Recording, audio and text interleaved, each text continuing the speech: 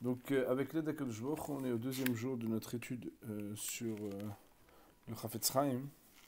Donc, comme je vous l'avais dit, étant donné que les Gdolim m'ont demandé de se renforcer pendant cette période où il y a le coronavirus sur des sujets qui s'appellent des sujets du Shmirat HaLashon, du fait de garder sa langue, de faire attention au Lashon Hara, on propose une étude sur le livre de Chafetz Chaim, qui a été écrit bien sûr par celui qu'on appelle le Chafetz Chaim.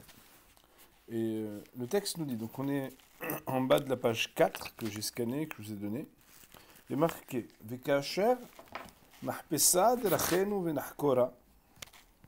Et lorsque nous allons littéralement chercher dans le chemin et que nous allons enquêter, Eze avonot emme'ikariim, quelles sont les fautes qui sont principales, agormim larichat galuteinu, qui engendrent l'allongement de notre exil, Nimtsaem arbe, on va en trouver beaucoup, nous dit le Rav.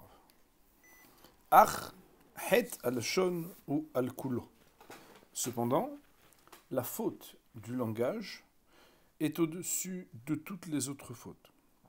Mipene kamate amim, à cause de plusieurs raisons. Ehad, premièrement, kevan sheze aya ikar lesibad galutenu, puisque c'est ce qui était l'essentiel de la raison de notre exil.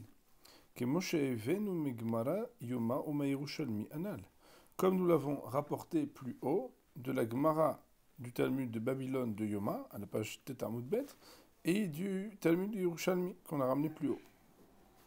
Imken, si c'est ainsi, Kol Kama Shelonirel etaken zeahet, tant que nous ne veillerons pas à corriger cette faute, tuchal liot ageula. Comment pourrait être la délivrance? Kevan shezahet pagam kulkach, puisque cette faute a créé un défaut tellement grand, sha'ali deze galinu me'artzenu, qu'à cause de cette faute nous avons été exilés de notre terre. Alahat kama vekama sheno manihenu lavo le'artzenu. A fortiori que c'est quelque chose qui nous empêche de pouvoir rentrer sur notre terre. Je ne sais pas si vous vous rappelez, quand on avait étudié le livre Avat Israël du Chafetz Chaim, on l'avait fait ensemble, hein, je me rappelle, dans le cours du mercredi, puisque le cours est en direct avec nos amis connectés. On avait étudié en fait que le Rav disait, si déjà c'est une raison de détruire le temple et de nous exiler, a fortiori que ne pas l'avoir corrigé, c'est une raison encore plus forte pour ne pas nous permettre de pouvoir retourner. Et nous dit le Rav, et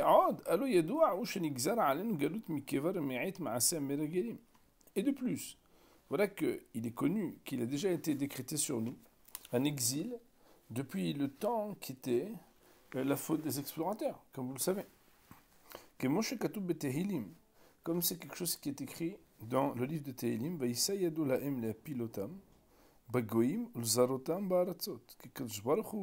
il a décidé de faire tomber parmi les peuples et de les disperser dans les terres, comme Rashi a expliqué dans Tehilim,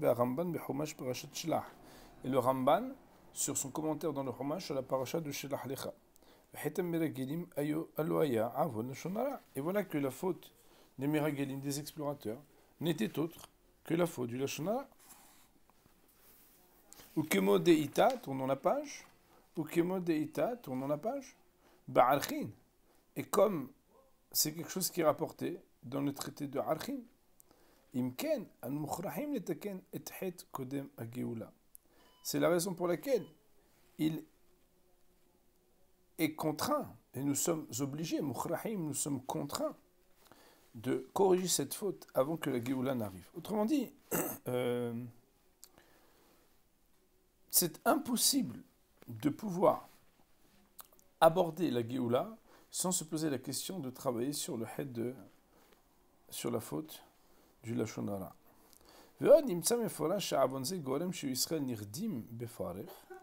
Et de plus, donc la première raison c'est parce que c'est la faute qui nous amène la galoute. De plus, nous dit le Rav, il est trouvé explicite que cette faute-là, c'est une faute qui engendre que nous soyons nirdim befarech. Nirdim, le mot rodé veut dire dompté, dominé. Ça veut dire soumis befarech à un travail forcé. De ce qu'il est écrit dans la paracha de Shemot, il y a marqué là-bas Achen noda adavar, ve'ayen pirush rashisham. Je ne sais pas si vous vous rappelez quand Moshe Rabbeinu il avait été surpris par un juif qui lui avait dit, quand il était. Vous vous rappelez que Moshe Rabbeinu, il y a plusieurs étapes. Première étape, il est venu, il a vu un Égyptien frapper un juif, et il a regardé à gauche, à droite, nous dit le texte, et il l'a fait disparaître. Mais après, il est marqué dans le texte, un peu plus loin, que quand il a vu deux juifs en train de se disputer, il est venu voir celui qui voulait porter atteinte à la vie de son prochain et qui voulait lui faire du mal. Il lui a dit, pourquoi tu frappes ton ami? Il lui a dit, est-ce que tu vas nous faire la même chose que tu as fait à l'Égyptien? Et là, il y a marqué Achen noda adavar, la chose a été connue. Et on voit là-bas que dans Rashi HaKadosh, Moshe. Alors, je vous dis juste parce que c'est important ici, je lis le Rashi. Il y a marqué que Moshe Rabbeinu il était étonné pour savoir pourquoi Behemet, Am Israël, a été frappé plus que les autres. Mais quand il a vu qu'il y avait des délateurs, alors il a compris pourquoi. Et le Chafetz Chaim m'a expliqué qu'en fait, le fait qu'il y avait de la délation, puisque vous savez que Moshe Rabbeinu, après, il a dû être exilé, puisqu'il est parti chez Yitro. Il s'est enfui, puisqu'il avait peur, Haz Shalom, d'être menacé de sa vie par le pharaon, puisque bon, il fallait pas qu'il. Alors là, on voit que c'est une des choses qui engendre aussi le travail forcé. Parce que Moshe Rabbeinu, il a compris que si Behemet, Am Israël est capable de dire Achen, tu vas nous faire la même chose que tu as fait à l'Égyptien, c'est qu'entre guillemets, cela peut expliquer, bien évidemment pas justifié, on ne souhaite jamais du mal à personne, ça peut expliquer le mal qui touchait l'Am Israël de travailler Befarir. Il dit le Rav Ve'od Nimsa Meforaj Midrash Rabbah, Parashat Tetsé. Et de plus, c'est trouvé explicité dans le Midrash Rabbah, la paracha de Ki Tetsé. Amar Kadosh Baruch Hu, il a dit Ba'olam hazeh alidei sheyeh lashon hara benechem, silakti shechina benechem. Dans ce monde-ci, à cause du fait qu'il y avait le lashon hara entre vous, j'ai écarté et enlevé ma présence divine de parmi vous. Aval la'atid lavo, etc. Mais plus tard, à la fin des temps, les choses seront différentes. Autrement dit, on voit encore une fois que la situation dans laquelle nous nous trouvons dans la galoute est liée au fait que nous avons parmi nous du lashon hara. Et d'ailleurs, c'est un verset qui est explicite dans la parashat de Beracha, ça veut dire Vezot Beracha. Vous voyez qu'il y a plusieurs endroits, quand c'est marqué Tetsé, c'est qui Tetsé, Beracha, c'est Vezot Beracha. Il y a marqué là-bas Vayi bishurun melech bitasef rashi am yahad shivte Israël. Vayi bishurun melech, voilà quand Yishurun melech, bon, il faut voir un petit peu comment on pourrait traduire. Hein. En tout cas, à la fin des temps, bitasef rashi am, quand se rassembleront les chefs des peuples, yahad, ensemble, shivte Israël, les tribus d'Israël. Puis Rashi a expliqué là-bas, au nom du Sifri, chez Mataï ou Melech Bishurun, quand est-ce que Behemet, il y aura Melech Bishurun, Davka, donc quand est-ce que Behemet, le Ham Israël, sera méritant qu'Akadosh Baruch Hu régnera et qu'il y aura ce qu'on appelle la royauté d'Israël et la royauté du Melech Malachim qui se révélera à la fin des temps, Davka Kshem Beyahad Shifte Israël.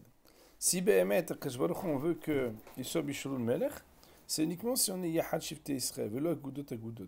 C'est uniquement lorsqu'on est tous unis et pas des petits groupes éparpillés les uns des autres. Et c'est quelque chose qui est connu, que cette chose-là vient à cause du lashon hara. Il y a tout un propos du Chafetz Chaim pour expliquer qu'en réalité, et d'ailleurs c'est la Gemara qui le dit déjà, que la raison pour laquelle quelqu'un qui a fait du lashon hara doit être exclu du camp, c'est parce que justement, en fait, parler, c'est forcément pour exclure et pour créer qu'il y ait de l'exclusion et de la discrimination. Ce qu'on appelle la désunion, le contraire de la hadout. Et en fait, c'est très intéressant puisque si on réfléchit, si on parle de Yahadav, Yahad Shifte Israël, le fait d'être ensemble ne peut se faire uniquement que lorsqu'on écarte le lashon hara, qui est la raison, parmi d'autres, une des grandes raisons qui amène à l'exclusion. Ou le vadze, et en dehors de cela,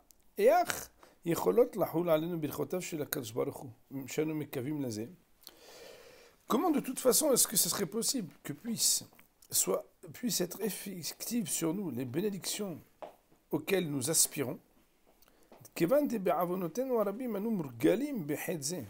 alors qu'on est totalement habitué à cette faute.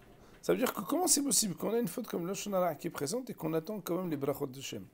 Alors, Yesh alze arur meforaj batorah. Voilà qu'il y a une malédiction qui est écrite dans la Torah explicitement sur celui qui fait quelque chose qui ressemble à la shonara, qui est quoi? Regardez les mots, Moray Verabotai. Arur maker re'eu bassater. Malheur à celui qui frappe son ami de manière invisible. Et nos Hachamim nous disent, comment tu frappes ton ami, il ne le voit pas. On ne parle pas de quelqu'un, vous savez, qui donne un coup et qui se retourne. Non, shoukel al lashonara. Comment est-ce que on parle du fait de frapper quelqu'un sans qu'il le sache? C'est quand on lui fait de la shonara. Comme l'explique Rashi. Rashi nous explique que frapper quelqu'un sans le voir, c'est quand on lui fait la shonara. Et indépendamment des autres malédictions qui touchent celui qui fait du lashon hara sur son ami, comme on va le voir dans la petiha, donc il y a l'akdama et puis après il y a la petiha, c'est-à-dire l'introduction. Là on va dire que c'est comme un préambule, après il y a l'introduction. Dans l'introduction on va voir qu'il y a malheureusement des malédictions qui touchent celui qui fait du lashon hara.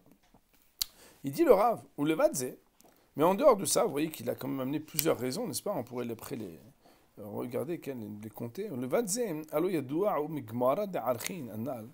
Et en dehors de ça, il y a aussi ce qui est connu de la Gemara de Archin, plus haut, que la grandeur de cette faute, de la shonara, elle est pas mesurable. Au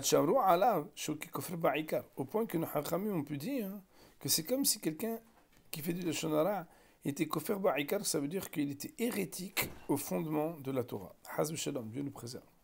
V'amro b'Yerushalmi de Péa. Et nos hachamim ont dit dans le Talmud de Jérusalem, au traité de Péa,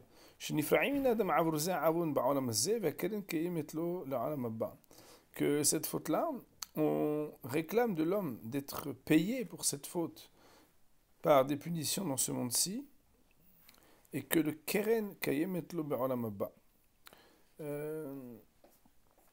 Ça veut dire que il y a quelque chose qui va rester pour le olam haba.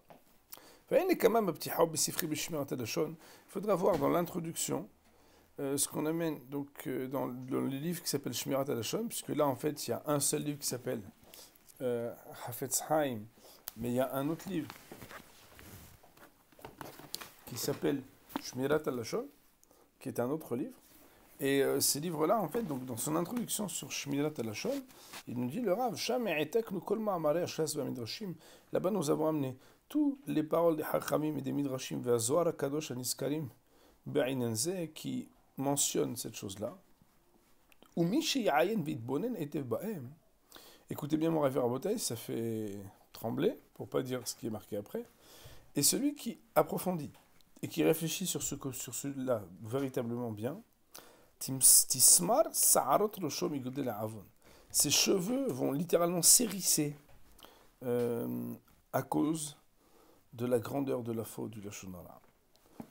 Donc, le Rav, comme vous l'avez donc vu, il nous dit qu'il y a d'abord le fait que c'est la faute qui amène notre galout. Ensuite, il a amené que c'est la faute des Meragelim. Après, il a amené que c'est la faute par laquelle on voit que Moshe Rabbeinu il a compris pourquoi Am Yisraël avait tellement souffert. Ensuite, il a amené le Midrash, dans Parashat Kitetse, qui dit que c'est seulement à la fin des temps, quand il n'y aura plus le lashon hara entre nous, qu'on sera Yahad, alors que Bémet Kadosh Baruch Hu, il pourra régner. Nous avons dit que c'est pas possible d'avoir l'attente des bénédictions alors qu'on est inclus dans ce qui s'appelle Maké, Havero, Re'eu, pardon, Bassater, qu'on frappe notre ami de manière discrète et invisible. Ensuite, la Gemara dans Archin, qui dit qu'on est presque kofer ba'ikar. Et le Rav nous dit qu'il y a encore énormément de références sur ce sujet. Pour aujourd'hui et pour l'étude du Sefer Hafetz Haim, on va dire Baruch Ne'li Olam, Amen ve'Amen.